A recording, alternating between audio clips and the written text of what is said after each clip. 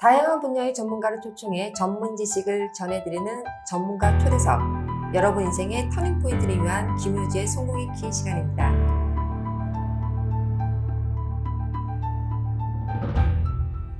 오늘은 대한민국의 경제 전문인, 경제 읽어주는 남자 김강석 교수님을 이 자리에 모셨습니다. 안녕하세요, 교수님. 안녕하세요. 네, 반갑습니다. 네. 네, 드디어 제가 만나게 돼서 영광입니다. 아, 교수님. 제가 영광입니다. 네. 예. 경제 읽어주는 남자 김강석 교수님은 누구인지 비록 다들 잘 아시겠지만 직접 설명해 주시면 감사하겠습니다. 아, 네. 저는 이제 평생 경제 연구만 했고요. 커리어 내내. 네. 현대경제연구원에 있었고, 그전에는 국채연구기관에 있었고, 지금도 한국경제산업연구원에서 경제 연구하고 있고요. 그리고 한양대학교에서 학생들하고 같이 공부하고 있고, 또 방송을 통해서 지금 현재 경제가 어떤 상황인지를 진단하는 해설위원 활동을 좀 많이 하고 있고요. 아마 KBS나 YTN이나 MBC, SBS에서 많이 보실 것 같고요. 그리고 정책적으로는 이제 정부의 이제 자문위원 활동을 하고 있는데, 행정안전부, 국토교통부, 산업통상자원부, 이런 경제 관련 정부 부처하고 여러 가지 자문 활동을 하고 있고, 네. 그리고 기업들도 다 만나고 계시죠? 그러니까 여러분이 아실 만한 그런 기업들은 다 만나서 앞으로 경제가 이렇게 될 것이다. 네. 그런 경제 현상 속에서 경영 전략적으로 어떻게 대응을 해야 될까라는 그런 조언을 드리는 그런 종류의 역할들을 많이 하고 있습니다. 네. 네. 제가 교수님 이런 거 다 봐가지고 사실 네. 다 알고 있는데 네. 우리 구독자님을 위해서 한 네. 번 더 이렇게 설명을 부탁드렸습니다. 네, 감사합니다. 네. 예. 최근 굉장히 바쁘시다고 들었는데 네. 예, 요즘 근황은 어떠신가요? 저는 이제 경제를 분석하고 전망하고 하는 일을 하다 보니까 경제가 위태위태하면 더 바빠져요. 네, 맞아요. 네, 경제적으로 아무 현안이 없으면 덜 바빠지는데, 네. 여러분들이 걱정하시는 그런 경제 현안들 너무나 많고, 네. 이놈의 금리는 언제까지 인상 행보를 유지할까? 네. 언제쯤 금리를 인하할까? 언제쯤 이 고물가는 좀 해소될까? 이런 궁금증들 많이 계시잖아요. 네. 그래서 바쁘게 지내고 있습니다. 네. 네. 최근 또 책을 내셨다고요. 네. 예, 경제 읽어주는 남자의 15분 경제 특강. 네. 사실 이 책을 제가 간단하게 좀 읽었어요. 네.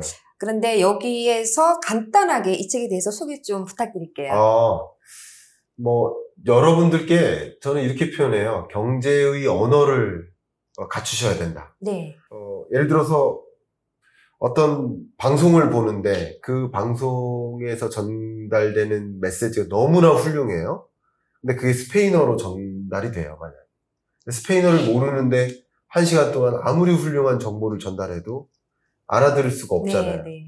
마찬가지 경제 현상을 이해하고 지금 경제가 어떤 국면인지를 파악하고, 그리고 이런 경제 현상 속에서 내가 어떤 식으로 대응할까, 자산 관리를 어떻게 바꿀까, 이런 고민을 하신다면 경제의 흐름을 읽어나가야 되는데 그 경제 언어가 어렵잖아요. 딱딱하고. 그렇죠. 그래서 그 딱딱하고 어려운 경제 언어를 일상 우리 대중의 언어로 좀 표현해 봤어요. 그래서 쉽게 설명드린다면 경제 언어책입니다. 네, 경제 언어를 장착하셔야 된다. 근데 이 접근 방식은 정말 중학생도 읽을 수 있게 쓴 거죠. 중학생도 쉽게 읽고 이게 경제가 이런 거구나 라고 이제 말씀드리는 그런 책을 발간한 겁니다. 네, 아주 누구든지 이해하기 쉽게 기초적으로 1:1 개인 교습 하듯이 그렇게 쓰신 걸로 알고 있는데요. 요즘 대한민국 경제 흐름이 롤러코스터를 타고 가는 그런 느낌인데요. 대한민국 현재 경제 상황을 짧게 요약해서 한 3분 정도만 말씀해 주시면 감사하겠습니다. 한국 경제 상황은 말 그대로 경기 침체입니다. 그러니까 경제 위기와 경기 침체는 좀 구분하시면 좋겠는데, 경제 위기는 2020년에 찾아왔던 팬데믹 경제 위기. 네. 그러니까 굳이 따지면 경제 규모가 오히려 쪼그라드는 거예요. 마이너스로 역성장하는 거. 네. 그런 걸 경제 위기라고 보통 표현합니다. 네. 경제 위기고 23년, 23년은 경제가 이렇게 수축되어가는 경기 침체. 굳이 따지면 V자 충격, 그게 경제 위기고요. 네. L자로 점점 꺼져가는 거, 이런 네. 걸 경기 침체라고 하죠. 네. 지금 23년 한국 경제는 1.4% 성장률이니까 네. 그냥 말 그대로 경기 침체 국면이다. 네. 이렇게 하면 거의 정확하고요.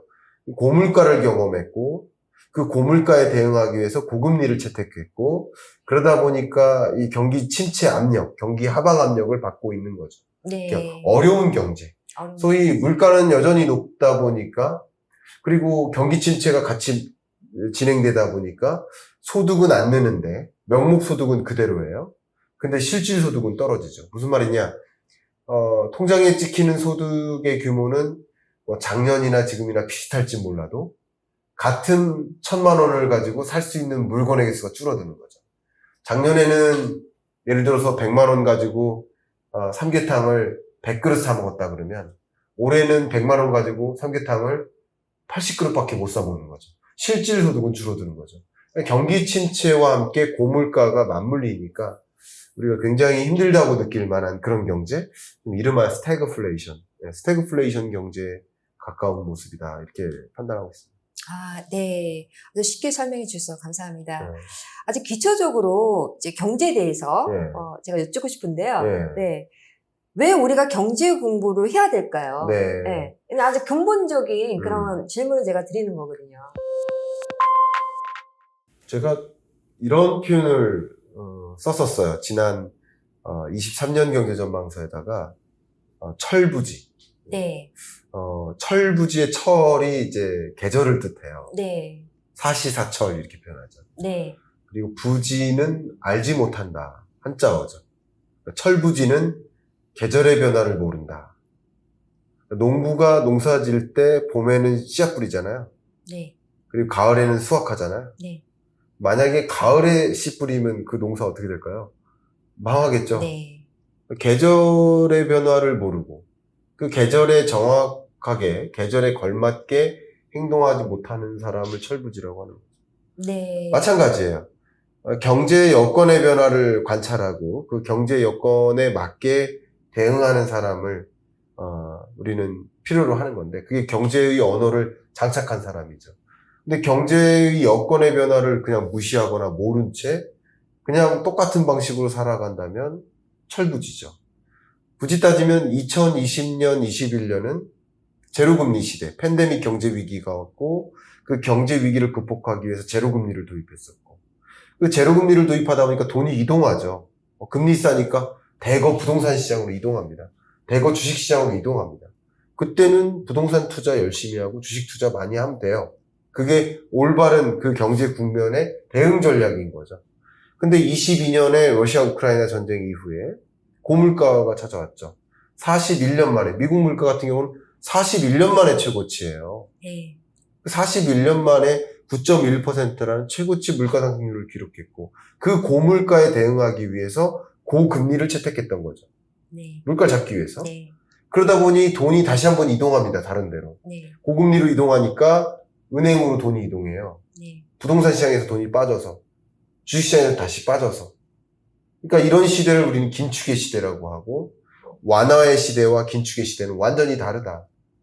봄에 씨 뿌리고 가을에 수확했다면 완화의 시대 때 투입했다면 반대로 긴축의 시대 때는 수확하면 된다. 주식 투자하지 않으면 된다. 이렇게 표현을 했던 거예요.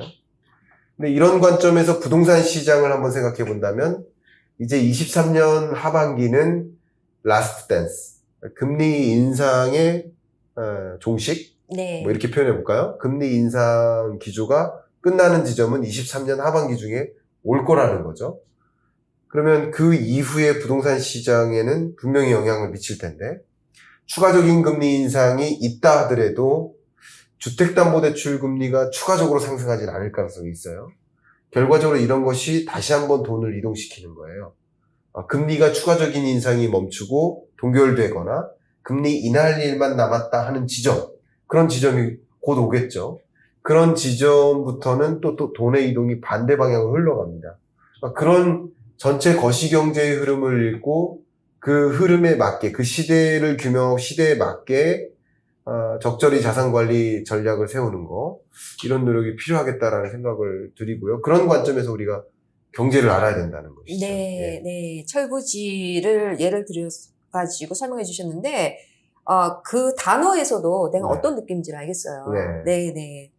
사실 교수님께서 얘기를 하신 게 있어요.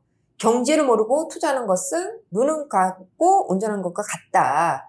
사실 그 내용에서 왜 우리가 경제 공부를 해야 하는지의 의미가 함축되어 있는 것 같아요. 네네. 맞습니다. 그 단어가 마치 눈 감고 운전할 수 없잖아요. 네. 예, 마찬가지죠. 경제를 들여다보고 스스로 판단하는 능력을 가져야 된다. 네. 이런 표현을 썼는데, 제가 1500년대에 그려진 독일 그림이 하나 있는데, 제가 아주 존경한다는 표현을 써도 되는지 모르겠지만, 그 그림을 참, 좋아합니다. 네. 근데 그 그림이 뭐냐면, 4명의 맹인이 있어요. 네. 그 4명의 맹인이, 이 지팡이 같은 걸 잡고 있는 거예요, 4명이. 네. 그리고 한 명이 안내하는데, 그 안내자에 따라가는 거예요. 4명이 눈 감고. 네. 근데 그 길을 안내하는 사람도 맹인이에요. 네. 무슨 뜻이냐? 우리가 눈을 감고 있으면 누구의 말을 들어야 되는지도 판단을 못 하는 거예요.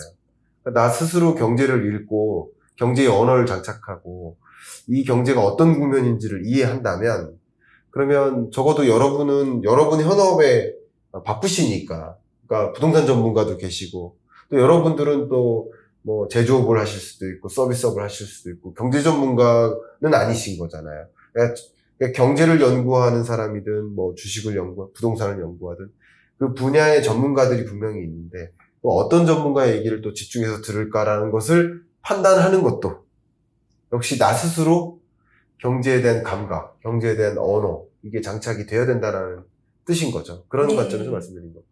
네. 네, 좋으신 말씀입니다. 사실 우리가 이러한 그 경제 공부에 대한 필요성을 최근에 들어서 더욱더 많은 사람들이 절실히 느끼는 것 같은데요. 그것이 우리가 그 팬데믹이라는 어떤 특이한 상황 속에서 일어나는 경제의 어떤 변화에 따른 어떤 부동산 시장의 변화, 주식 시장의 변화, 채권 시장 변화, 이런 것들이 같이 우리가 경험을 했다는 거거든요. 그렇죠. 네. 그래서 저는 이제 교수님한테 여쭤보고 싶은 것은, 사실 부동산이라는 것은 삶의 터전이면서 경제 활동의 한 부분이다 보니, 사실 부동산에 있어서도 우리가 경제를 모르면은, 부동산 시장 읽을 수도 없고, 그렇기 때문에 사실 상관관계가 굉장히, 이렇게 밀접하다고 저는 생각이 드는데요. 부동산 시장에 영향을 주는 외생 변수로서는 여러 가지가 있겠지만, 먼저 교수님께 여쭙고 싶은 거는, 금리가 부동산 시장에 끼치는 영향에 대해서 좀 간단하게 설명해 주시면 고맙겠습니다. 어마어마하죠. 이거 간단하게 설명 못 드립니다. 한 2시간 잡아야 돼요. 어마어마합니다. 그래도 간단하게라도 해주시면 좋겠네요. 간단하지 않게 말씀드리고 싶어서. 정말 이 금리와 부동산 시장 간의 관계가 있다라는 것을 설명드리는 게 100가지 이유를 댈 수 있을 것 같아요. 몇 가지만 대드리겠습니다. 한번 생각해보면, 특히 금리가 오르면 세입자 입장에서 아무래도 대출 끼고 전세금을 내느니 그냥 대출 안 끼고 월세 사는 게 낫겠다 하는 판단을 할 가능성이 높아지죠. 금리가 올라가면 월세 선호 현상이 나타납니다. 소위 임차인의 월세 선호 현상. 그만큼 전세 수요가 줄어드는 거예요. 전세 수요가 줄어드니까 전세 가격이 떨어지는 거예요. 그럼 전세 가격이 떨어지는 과정에서 소위 말하는 갭 투자자들이 전세 가격이 떨어지니까 그리고 다음 세입자를 찾아와야 되는데 다음 세입자가 잘 안 나타나요. 그럼 전세 가격을 더 떨어뜨려야 돼요. 그리고 다음 전세 세입자를 찾는다 하더라도 전세 가격을 떨어뜨려서 찾아야 돼요. 대신 집을 예를 들어서 10억 주고 샀는데 10억 중에 전세금이 9억이었던 거예요. 근데 이게 만약에 7억, 6억으로 떨어진다고 해볼게요. 그러면 나머지 자금을 어떻게 됩니까? 갭 투자자들이 자기 스스로 마련해야 돼요. 대출을 껴야 돼요. 더군다나 고금리인데 더 많은 대출을 받기가 부담이 되겠죠. 그럼 결과적으로 금리가 올라가면 전세 수요가 줄어들고 그럼 전세 가격이 떨어지고 그러면 투자자들이 적극적으로 집을 정리할 수밖에 없어요. 급하게 정리하는 걸 그걸 급매라고 하죠. 급매물이 쏟아지는 것이 가격 하락세를 보여주는 근거죠. 그러니까 금리가 올라가면 자연스럽게 급매물이 쏟아지고 그게 평균적인 주택 가격을 하락시키는 요인이 되죠. 이 하나의 단적인 근거만 가지고도 그냥 금리와 부동산 시장 간에는 어마어마한 관계가 있다. 이렇게 생각해 볼 수 있겠고요. 그냥 한 가지 매수자 입장에서만 생각해 볼게요. 내 집 마련하고자 하는데 내 집 마련하고자 하는 그 수요를 결정짓는 가장 중요한 변수를 꼽아라 그럼 두 가지예요. 하나가 구매 여력입니다. 구매할 만큼의 여유가 있어야 돼요. 그리고 구매 의사가 있어야 돼요. 무슨 말이냐? 구매할 능력은 있어. 10억짜리 집 사는데 20억 갖고 있단 말이죠. 구매 여력은 돼요. 근데 구매 여력이 된다고 해서 무조건 집 사는 건 아니죠. 구매할 마음이 있어야 돼요. 어떨 때 구매할 마음이 생길까요? 앞으로 집값이 오를 거라는 믿음이 있을 때죠. 근데 만약에 둘 중에 하나만 0이면 어떨까요? 그 구매 안 해요. 곱하기 관계예요. 그러니까 둘 중에 하나만 0이면 0인 거예요. 그러니까 구매 여력과 구매 의사가 있어야 돼요. 근데 이 구매 여력에는 주택담보대출금리가 포함됩니다. 무슨 말이냐면 우리가 집을 사고자 하는데 내 집 마련을 하고자 한다고 해보죠. 여윳돈이 10억이에요. 그러면 10억짜리 집 삽니까? 12억, 13억짜리 집 삽니까? 보통은 그거보다 더 나은 집을 사고 싶어 하죠. 보통 우리들의 심리가 그런 거죠. 15억 있습니다. 그럼 15억짜리 집 사고자 할까요? 17억짜리, 20억짜리 집 사고 싶은 거예요. 그러니까 그 차에, 그러니까 우리의 여력과 내가 사고자 하는 그 집에 대한 기대, 그 차이값이 뭘로 메꿔지는 거죠? 대출로 메꿔지는 거잖아요. 근데 금리는 곧 그 여력을 상징한다는 얘기가 뭐냐면 3억이든 5억이든 대출 받는데, 금리가 쌀 때는 3억 대출 받을 때 100만 원만 내면 돼요. 근데 금리가 올라가니까 3억 대출 받는데 300만 원 내야 돼요, 이자를. 만약에. 그러면 100만 원은 지급할 여력은 있지만 300만 원은 지급할 여력이 없는 이 계층들이 있죠. 그만큼 매수세가 어떻게 될까요? 줄어드는 거죠. 그러니까 금리와 정말 이 주택가격 간의 그 상관관계는 정말 어마어마하죠. 상업용 부동산도 마찬가지입니다. 한번 생각해보세요. 대출금리가 5% 정도가 된다고 해볼게요.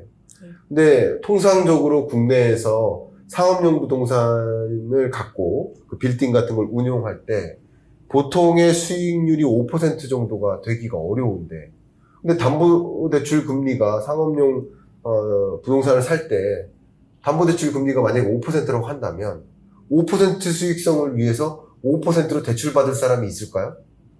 줄어들겠죠. 있을 수도 있겠지만. 그러니까 그만큼 금리가 올라가면 매수 심리가 자극을 부정적으로 받는다. 그러니까 금리가 반대로 제로금리로 떨어지면 웬만한 부동산은 다 해도 되는 게 되는 거죠.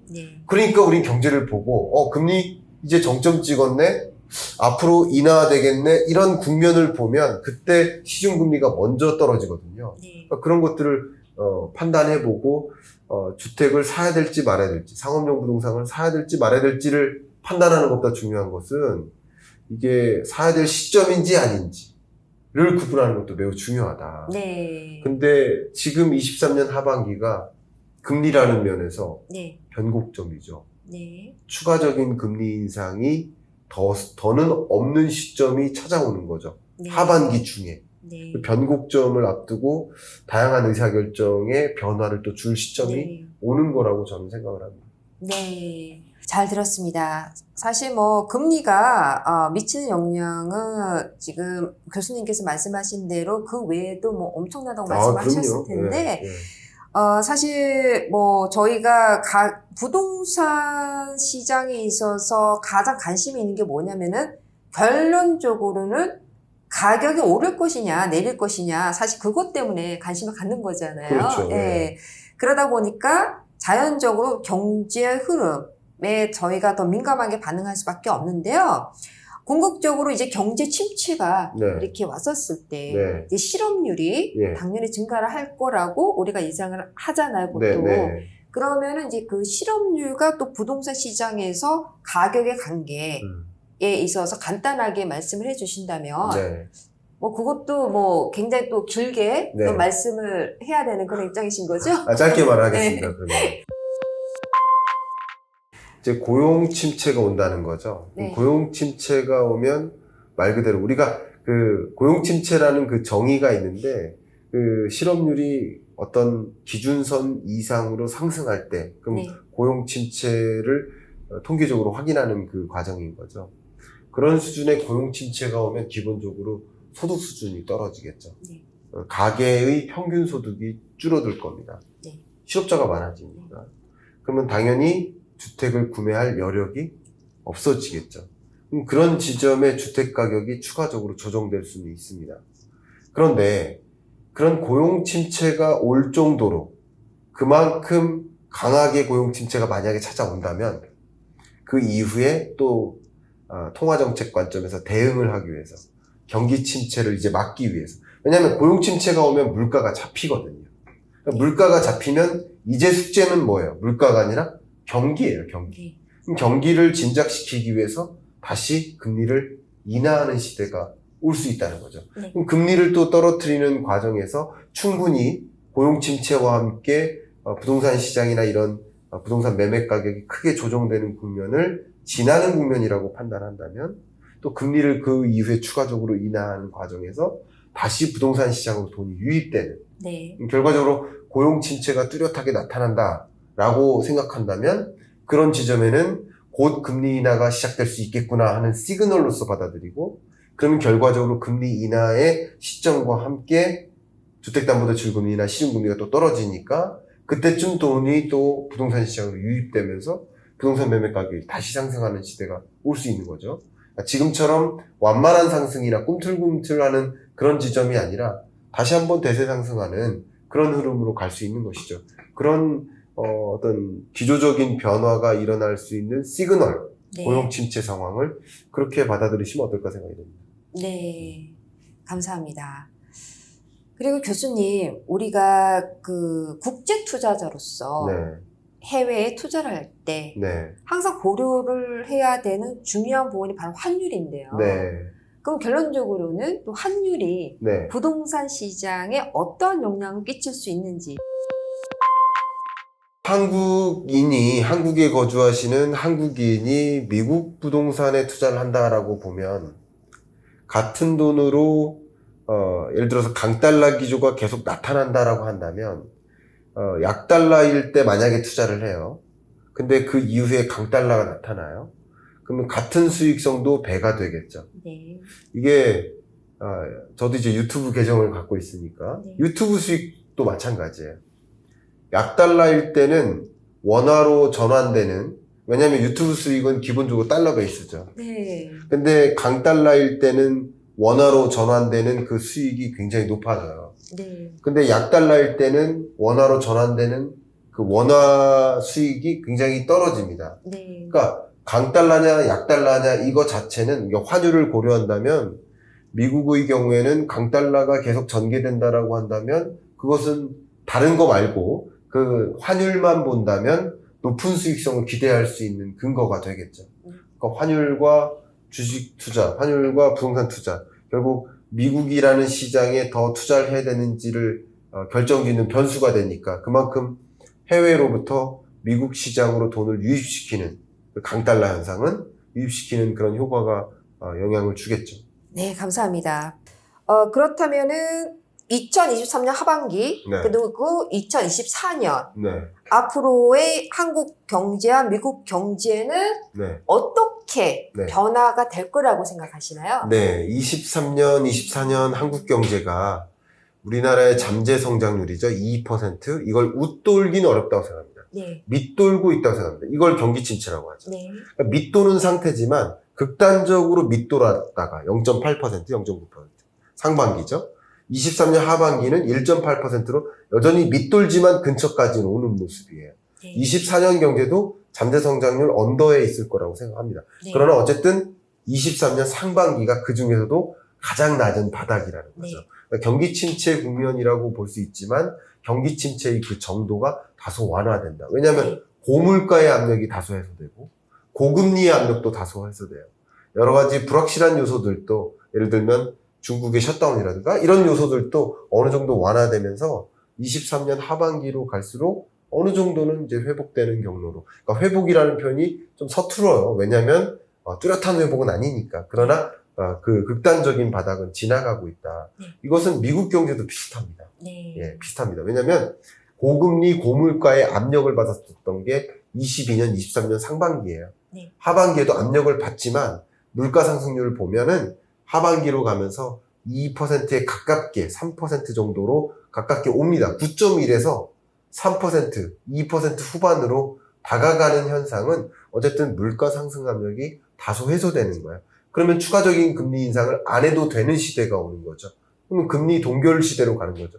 이것만으로도 금리를 빅스텝, 자이언트 스텝으로 인상할 때 22년 그 공포감 이런 게 해소되는 거거든요. 네. 심리적으로도. 네. 그런 것들이 맞물리니까 경제도 어느 정도 펀더멘탈이 개선되는 양상을 보일 것이다. 이렇게 보고 있습니다. 23년 상반기 보세요. 별일이 다 있었죠. 네. 뭐 실리콘밸리 뱅크라든가 네. 여러 은행들의 부실, 또 뭐 인수, 뭐 파산 이런들이 있었고 또 상반기에 미국 부채 한도 협상을 놓고 불확실성이 굉장히 크게 점증됐어요. 그러니까 그런 요소들마저 이제 싹 빠지면서 그냥 큰 변동 없이, 큰 어떤 외재적인 변수 없이 이렇게 완만한 반등을 진행하는 모습, 그게 미국 경제, 한국 경제의 흐름이라고 볼 수 있겠고요.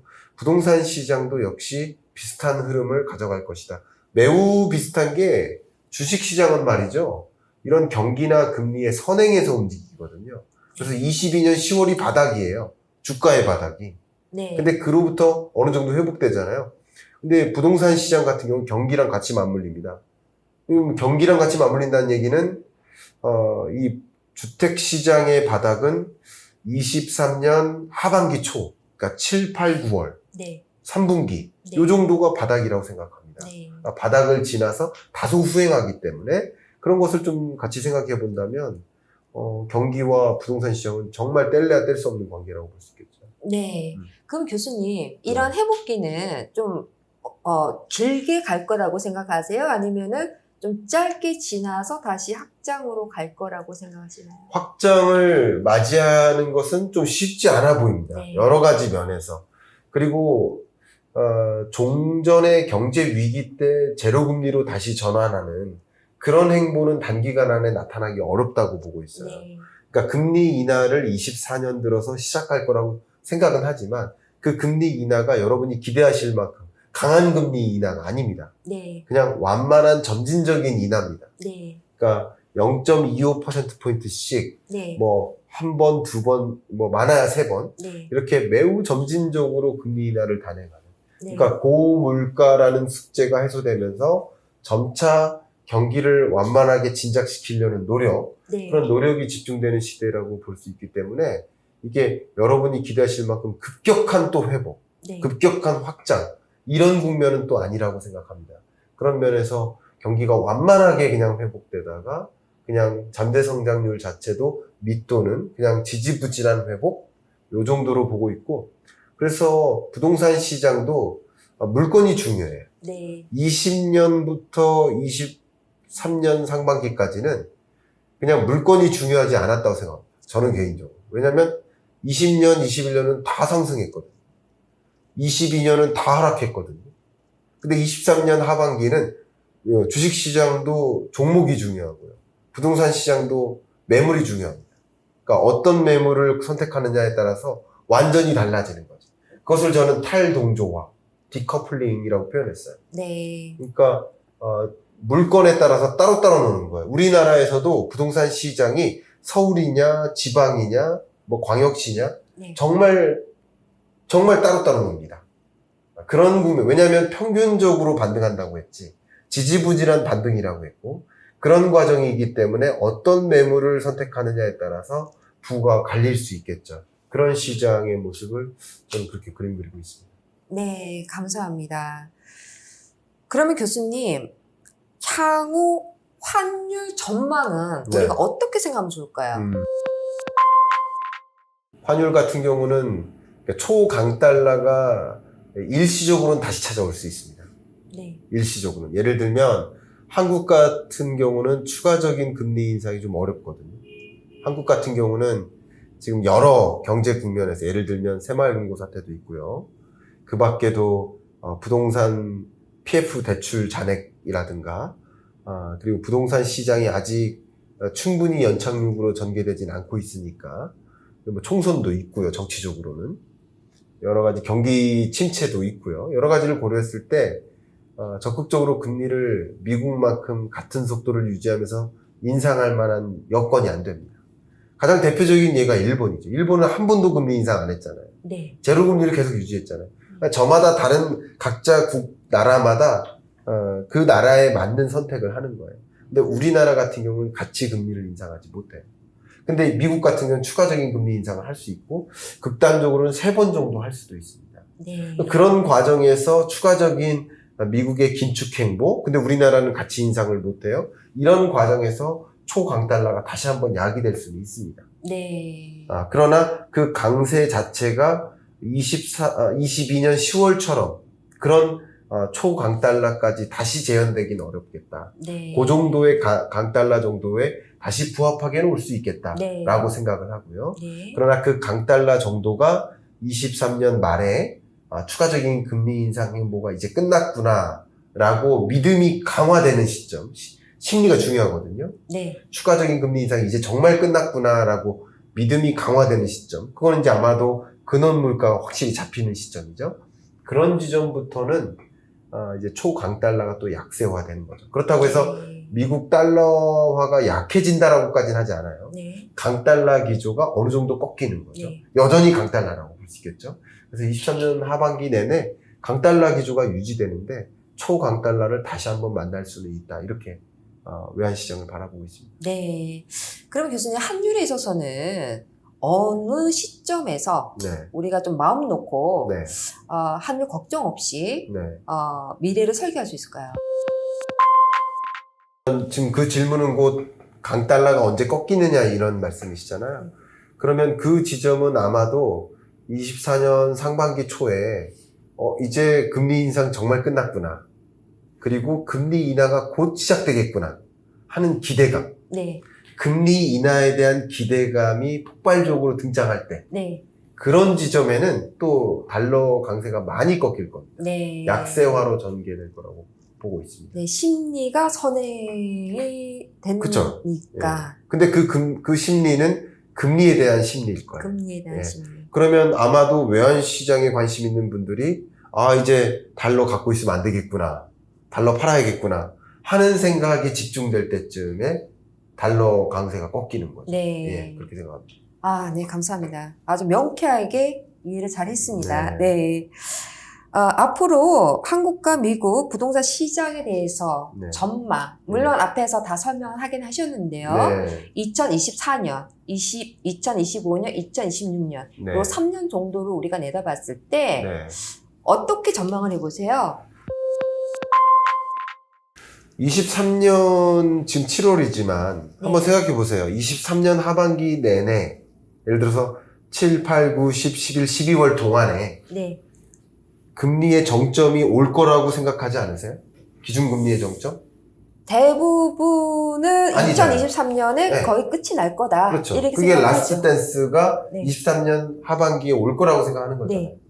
그러면 23년 하반기 이후로는 어떤 생각이 지배적일까요? 금리 인하할 일만 남았다. 맞습니다. 그러니까 혹은 금리 인하라는 액션이 오거나 네. 금리 인하할 일만 남았다. 네. 그 실제로 금리 인하를 한 번 정도 단행하면 또 추가적인 금리 인하 하겠지. 네. 그러니까 금리 인하에 대한 기대감이 23년 연말쯤이면 네. 증폭될 겁니다. 네. 그때는 부동산 시장이라는 관점에서 네. 기본적으로 펀더멘털이 긍정적인 거 아니겠습니까? 그렇죠. 금리 인하 자체가. 네. 그리고 금리 인하 자체는 경기 회복에 대한 네. 어쩌면 미국 경제가 골디락스를 맞이할 만한 그런 어떤 시발점이 될 수도 있겠죠.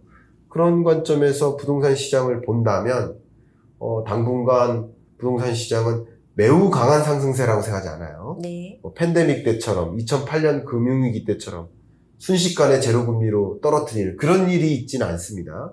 그렇게 다른 외생 변수가 없는 한 네. 그런 액션을 취할 거라고 생각하지 않기 때문에 기본적으로 부동산 매매 가격은 매우 완만한 반등세, 매우 네. 강한 반등세가 아니라 매우 완만한 회복세 그런 모습을 보일 것이고 그래서 제가 말씀드린 것처럼 이제야 물건이 중요한 거죠. 네. 20년, 21년 주식시장 같은 경우도 여러분이 어떤 종목을 투자하셨든 상관없이 다 주가가 올랐을 겁니다. 그러니까 종목이 중요한 시대가 아니죠. 22년도 마찬가지예요. 주가가 대세 하락했죠. 집값도 대세 하락했죠. 대세 하락할 때는 역시 종목이나 매물이 중요한 게 아니에요. 어차피 다 떨어집니다. 네. 근데 완만한 상승세, 완만한 하락세 때는 본격적으로 매물이 중요한 거예요. 네. 어떤 물건을 사느냐에 따라서, 어떤 종목을 사느냐에 따라서 희비가 완전히 갈릴 수 있겠죠. 네. 그러니까 정말 지금부터는 말 그대로 부동산 전문가의 이야기가 중요하지 않을까. 네. 그러니까 저는 대세 상승, 대세 하락 국면의 거시경제를 얘기하는 사람이니까 그런 국면의 거시경제를 이해하는 게 더 중요하고 상대적으로 그렇다는 거죠. 네. 상대적으로 거시경제가 덜 중요한 시대가 오는 게 아닐까. 그러니까 네. 제 영상은 이제 덜 보셔도 되는 거죠. 그렇게 생각합니다. 네. 네. 아주 후련하게 다 정리가 된 것 같습니다. 네, 네, 네, 교수님. 감사합니다. 너무 감사합니다. 네. 자, 마지막으로 김광석 교수님에게 성공이란 무엇일까요? 성공이란 저는 좋은 영향력, 선한 영향력. 네. 그러니까 제가 이제 추구하는 바는 여러분이 정말 스스로 결정할 수 있는 것, 네. 스스로 의사결정하는 것, 스스로 눈을 뜨는 것, 네. 스스로 경제를 읽어나가는 것, 네. 그리고 저랑 오히려 경제적인 토론을 하는 것. 네. 이게 맞지 않느냐, 이게 맞지 않느냐. 네. 왜 이렇게 판단하느냐, 난 이렇게 판단하는데. 네. 그게 소위 말하는 경제를 스스로 보고 읽는 것, 이렇게 네. 생각하는데, 그런 여러분들이 되실 때까지 노력할 것이고, 결과적으로 여러분이 경자랄이죠, 결과적으로. 경자랄. 경제를 잘 아는 사람이 될 때까지 노력할 것인데, 제가 성공하는 것은 아마도 그렇게 될 수 있도록 선한 영향력을 충분히 마음껏 발휘하는 모습, 그게 제가 생각하는 결과론적인 성공 아닌가. 여러분이 스스로 눈을 뜨시고 눈을 감고 운전하지 않도록 하게 도와드리는 거, 결과적으로 그런 분들이 많아지는 거, 그게 제가 생각하는 성공 아닌가 생각합니다. 아, 네, 감사합니다. 과연 음. 경제 전문인의 성공을 이 자리에서 잘 풀어주신 것 같습니다. 우리 모두가 경제에 대해서 잘 아는 순간까지 김광석 교수님께서는 선한 영향력을 행사하실 분이시고 또 그것이 교수님에게는 하나의 성공이라고 지금 말씀해 주셨는데요. 그 말씀을 듣고 이제는 저도 경제 공부 더 열심히 해서요. 네. 스스로 자립할 수 있는 그러한 순간이 있기를 바랍니다. 겸손한 말씀이십니다. 네. 오늘 바쁜 시간인데도 네. 이렇게 자리를 해주셔서 진심으로 감사합니다. 네. 초대해 주셔서 감사합니다. 감사합니다. 네. 지금까지 여러분 인생의 성공의 길을 전해드리는 김효지였습니다. 감사합니다. 미국 주류 사회에서 공인하는 미국 부동산 전문가 김효지 대표의 첫 저서 미국 부동산이 답이다.